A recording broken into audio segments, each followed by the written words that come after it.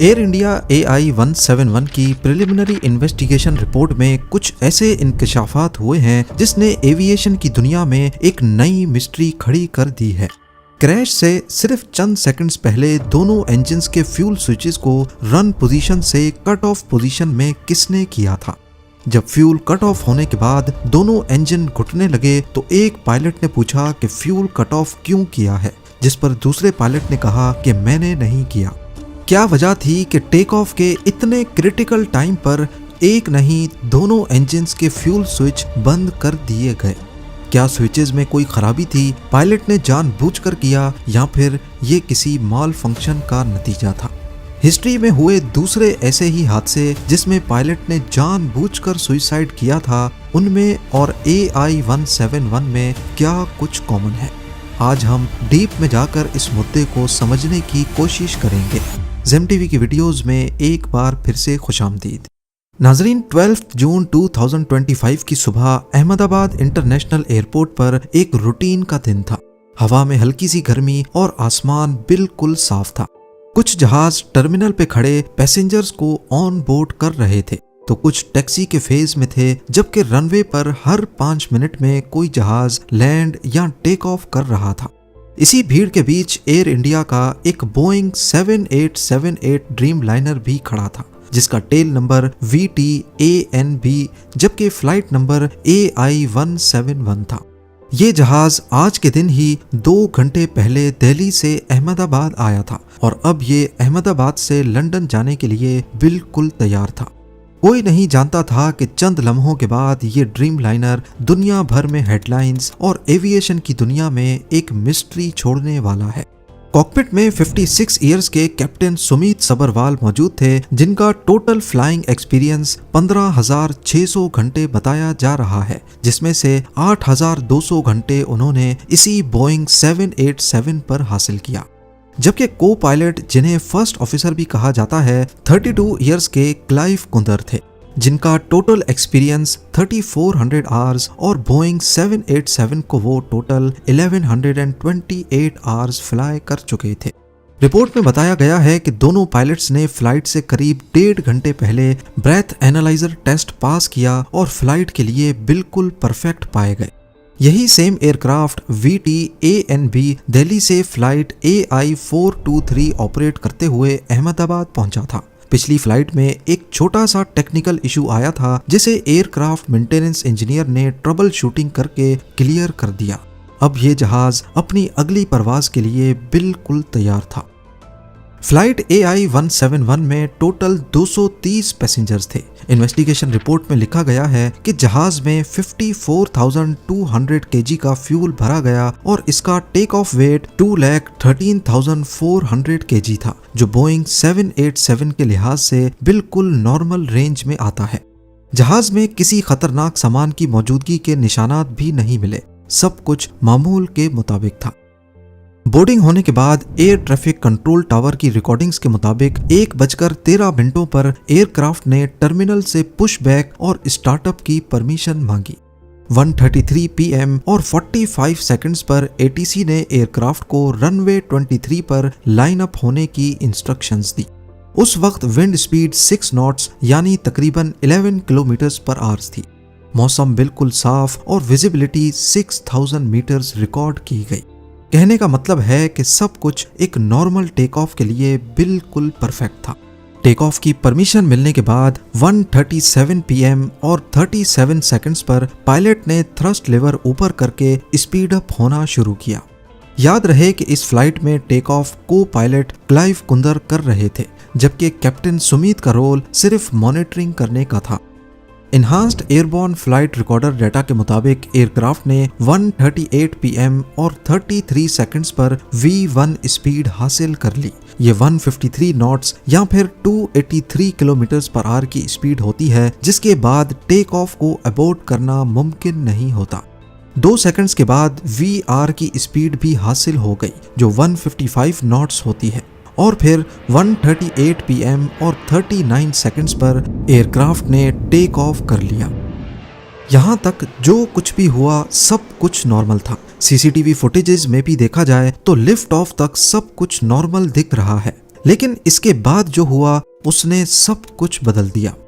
तकरीबन 3 सेकंड्स के बाद एयरक्राफ्ट ने 180 नॉट्स की स्पीड भी अचीव की, जिसका मतलब है कि टेक ऑफ के 3 सेकंड्स बाद तक भी इंजन थ्रस्ट प्रोड्यूस कर रहा था। एनहांस्ड एयरक्राफ्ट फ्लाइट रिकॉर्डर की मदद से मालूम पड़ा कि इसके फौरन बाद इंजन 1 और इंजन 2 के फ्यूल कट ऑफ स्विचेस एक के बाद एक सिर्फ 1 सेकंड के वक्फे से रन पोजीशन से कट ऑफ पोजीशन में तब्दील हो गए। इंजन की फ्यूल सप्लाई अब कट गई और उनकी N1 और N2 वैल्यूज तेजी से गिरने लगी, यानी इंजन का थ्रस्ट तेजी से कम होने लगा। कॉकपिट वॉइस रिकॉर्डर, जिसमें कॉकपिट की तमाम आवाजें रिकॉर्ड होती हैं, उसमें सुना गया कि ठीक इसी पॉइंट पर एक पायलट कहता है कि तुमने फ्यूल स्विच क्यों कट किया है, और अगले ने बोला कि मैंने नहीं किया। इन्वेस्टिगेशन टीम को अभी तक ये नहीं पता चला कि किस पायलट ने ये सवाल किया था और किस पायलट ने जवाब दिया। सीसीटीवी फुटेज में भी लिफ्ट ऑफ के फौरन बाद ही रैम एयर टरबाइन डिप्लॉय होता दिखाई दिया, जिसे शॉर्ट में रैड भी कहते हैं। ये एक इमरजेंसी पावर सोर्स होता है जो इंजन बंद होने पर ऑटोमेटिकली डिप्लॉय हो जाता है। ये पावर जहाज के मेन इलेक्ट्रिकल सिस्टम को चलाने के काम आता है। रैट का डिप्लॉय होना इस बात की निशानी है कि जहाज में कुछ ना कुछ अनयूजुअल जरूर हुआ था। फुटेज में भी देखा गया कि जहाज अपना एल्टीट्यूड तेजी से खो रहा है और EAFR डाटा से भी ये बात साबित होती है, क्योंकि उस वक्त दोनों इंजन्स की N2 वैल्यूज अपनी मिनिमम आइडियल स्पीड से भी कम हो गई। 1:39 PM और 5 सेकंड्स पे ATC की रिकॉर्डिंग्स में मेडे का डिस्ट्रेस सिग्नल रिकॉर्ड हुआ। जब ATC ने कॉल साइन पूछा तो आगे से कोई जवाब नहीं मिला। साथ ही ATC ने एयरक्राफ्ट को एयरपोर्ट बाउंड्री के बाहर क्रैश होते देखा और इमरजेंसी रिस्पांस फौरन एक्टिवेट कर दिया गया। एयरक्राफ्ट रनवे 23 की सीध में 1600 मीटर्स दूर पहले आर्मी मेडिकल कॉर्प्स की एक बिल्डिंग की चिमनी से टकराया और फिर BJ मेडिकल कॉलेज हॉस्टल से टकरा गया। पूरा मलबा पहले इम्पैक्ट पॉइंट से तकरीबन 1000 फीट लंबे और 400 फीट चौड़े इलाके में फैल गया। इस हादसे में 12 क्रू मेंबर्स और 229 पैसेंजर्स की जान चली गई, जबकि जमीन पर 19 लोग भी इस हादसे का शिकार हुए। सिर्फ एक मुसाफिर कुदरती तौर पर इमरजेंसी एग्जिट के पास बैठे रहने की वजह से किसी तरह बचने में कामयाब हो गया। 15 पेज की इस इब्तदाई इन्वेस्टिगेशन रिपोर्ट में एक एक चीज डिटेल में लिखी है। जैसा कि क्रैश के बाद मलबे से फ्लैप हैंडल असेंबली मिली जो 5 डिग्री की फ्लैप पोजीशन में मौजूद थी, जो कि एक normal take off flap setting होती है, और ये चीज EAFR डाटा से भी कंफर्म हुई। Landing gear lever down position में मिला और थ्रस्ट लिवर बेशक काफी जल चुका था, लेकिन क्रैश होने तक फॉरवर्ड पोजीशन में ही था। जबकि सबसे अहम चीज fuel control switches run position में ही पाए गए, यानी कि क्रैश से पहले पायलट्स ने वापस फ्यूल स्विच ऑन कर दिए थे। अब ये फ्यूल स्विचेस नॉर्मली ऐसे डिजाइन होते हैं कि सिर्फ कोई इंसान ही इन्हें बंद या खोल सकता है। दोनों स्विचेस के लेफ्ट और राइट पे एक लॉकिंग मैकेनिज्म दिया गया है। इस लॉकिंग मैकेनिज्म का काम है स्विच को एक्सीडेंटली ऑन या ऑफ होने से बचाना। जब भी पायलट को इंजन का फ्यूल ओपन करना हो तो इसमें पायलट के दोनों हाथों का इस्तेमाल जरूरी होता है। एक हाथ से लॉक को पुश किया जाता है और दूसरे हाथ से स्विच को पुल करके ऊपर या नीचे किया जाता है, और यही चीज सबसे हैरानकुन है, क्योंकि एक हाथ से फ्यूल स्विच चाह कर भी कोई ऑन या ऑफ नहीं कर सकता। अब अगर तो स्विच पायलट ने बंद नहीं किए जैसा कि कॉकपिट वॉइस रिकॉर्डर में सुना गया, तो फिर किसने किए? और अगर ये गलती से भी हो गया तो सवाल ये है कि दोनों स्विचेस गलती से कैसे बंद हुए, वो भी एक के बाद एक। इन्वेस्टिगेशन रिपोर्ट में यह भी पाया गया कि दोनों फ्यूल स्विचेस 1 सेकंड के वक्फे से बंद हुए थे, जो कि बिल्कुल एक नॉर्मल ह्यूमन इंटरवेंशन लगता है। बाद में ये दोनों स्विचेस दोबारा ऑन भी किए गए थे, लेकिन तब तक बहुत देर हो चुकी थी। इन्वेस्टिगेशन रिपोर्ट के मुताबिक इंजन 1 के लिए फ्यूल कट ऑफ और दोबारा सप्लाई शुरू होने के बीच तकरीबन 10 सेकंड्स का वक्फा था, और इंजन 2 के लिए फ्यूल कट ऑफ और दोबारा सप्लाई शुरू होने के बीच तकरीबन 14 सेकंड्स का वक्फा था। इस बात के सबूत भी मिले हैं कि दोनों इंजन्स वापस से थ्रस्ट प्रोड्यूस करने ही लगे थे, लेकिन उसी वक्त क्रैश हो गया। अब यहाँ सबसे बड़ी मिस्ट्री ये है कि फ्लाइट AI-171 टेक ऑफ तक बिल्कुल परफेक्ट थी। इंजन से लेकर इसमें भरने वाले फ्यूल तक सब कुछ नॉर्मल था। इन्वेस्टिगेशन टीम ने फ्यूल टैंकर जिसकी मदद से AI-171 को रिफ्यूल किया गया था, उसके फ्यूल सैंपल्स भी लेकर लैब में चेक किए, लेकिन उसमें भी कोई गड़बड़ नहीं पाई गई। अगर सब कुछ ही परफेक्ट था तो फिर फ्यूल स्विचेस को जानबूझकर बंद क्यों किया गया, या कहीं उनका लॉकिंग मैकेनिज्म खराब तो नहीं था। रिपोर्ट में एक और अहम चीज का भी जिक्र है, और वो ये है कि FAA ने 2018 में एक स्पेशल एयरवर्दीनेस इंफॉर्मेशन बुलेटिन जारी किया था, जिसमें fuel control switch locking feature के निकलने के इम्कान के बारे में बताया गया था। यानी फ्यूल स्विच के लॉकिंग फीचर के निकलने का खतरा कहीं ना कहीं एविएशन इंडस्ट्री में मंडला जरूर रहा था। ये बुलेटिन, जिसे सैब भी कहा जाता है, बोइंग 737 एयरप्लेन्स के ऑपरेटर्स की शिकायत पर जारी किया गया था, जिसका मतलब है कि बोइंग 737 के कुछ एयरक्राफ्ट्स में ये मसला पहले भी रिपोर्ट हो चुका है। फ्यूल कंट्रोल स्विच डिजाइन, जिसमें लॉकिंग फीचर भी शामिल है, मुख्तलिफ बोइंग एयरप्लेन मॉडल्स पर एक जैसा ही है, जिसमें पार्ट नंबर 4TL8373D भी शामिल है, और वही part air India flight AI-171 में इस्तेमाल होने वाले एयरक्राफ्ट VT-ANB में लगा हुआ था। FAA ने 7 साल पहले वार्न किया था कि कुछ फ्यूल कंट्रोल स्विचेस के लॉक डिसएंगेज स्टेट में इंस्टॉल हुए हैं। एयर इंडिया ने इस इंस्पेक्शन को स्किप किया क्योंकि वो मैंडेटरी नहीं बल्कि FAA की तरफ से महज एक एडवाइस थी।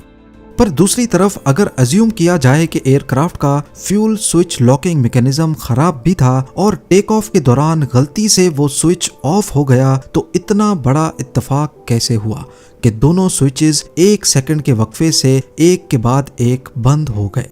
और अगर तो पायलट ने खुद जानबूझकर किया तो इसकी सिर्फ एक ही वजह हो सकती है, और वो है सुसाइड। पर क्या वाकई ये सुसाइड भी था या नहीं? 2015 में जर्मन विंग्स फ्लाइट 9525 के को पायलट ने कॉकपिट को अंदर से लॉक कर दिया जब कैप्टन बाथरूम यूज करने गया था। कॉकपिट वॉइस रिकॉर्डर से पता चला कि उसने जानबूझकर प्लेन को एल्प्स के पहाड़ों से टकराया। बाद में पता चला कि को पायलट का मेंटल हेल्थ रिकॉर्ड पहले से खराब था।